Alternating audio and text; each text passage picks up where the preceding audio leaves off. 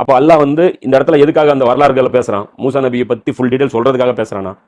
கேட்டா கிடையாது. அந்த சீன்ல, அந்த பர்டிகுலர் சீன்ல மூசா நபியுடைய வாழ்க்கையில அந்த நாள் நடந்த, அந்த சில மணி நேரம் நடந்த அந்த நிகழ்வுல ஒரு மிகப்பெரிய ஒரு மெசேஜ் அல்லாஹ் நமக்கு சொல்லுவான். ஃபிரௌனுக்கும் மூசா நபிக்கும் நடந்த ஒரு உரையாடலை பேசுவான். அப்போ ஃபிரௌன் வந்து ஏதாவது திமிரா பேசியிருப்பான்.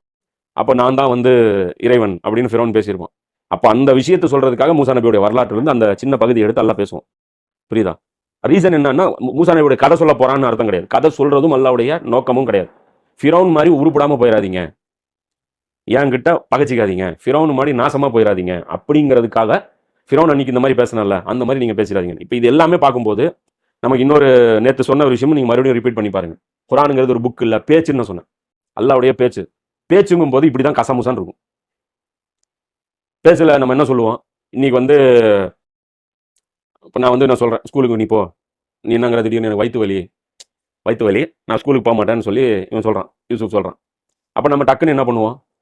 அன்னைக்கு அப்படிதான் வயிற்று வலின்னு சொல்லிட்டு நீ லீவ் போட்ட, ஆனால் விளையாடிட்டு இருந்த, ஸ்கூல் டைம் முடிஞ்ச உடனே விளையாட ஆரம்பிச்சிட்ட அப்படின்னு டக்குன்னு நம்ம பேசுவோம்.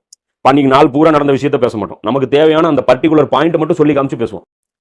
திடீர்னு என்ன பண்ணுவோம்? அந்த இடத்துல வந்து நீ பஸ் ஸ்டாண்டில் வந்து எனக்காக வெயிட் பண்ணும்போம். திடீர்னு என்னப்பா அன்னைக்கு அதே மாதிரி தான் உன்னை நம்பி நான் பஸ் ஸ்டாண்டுக்காக நீ வர சொன்னேன், நான் போய் பஸ் ஸ்டாண்டில் நின்று நீ வரவே இல்லை அப்படின்னு. அன்னைக்கு நடந்த நிகழ்வை வந்து அந்த ஒரு பாயிண்ட்டை மட்டும் நம்ம எடுத்து சொல்லி பேசுவோம்.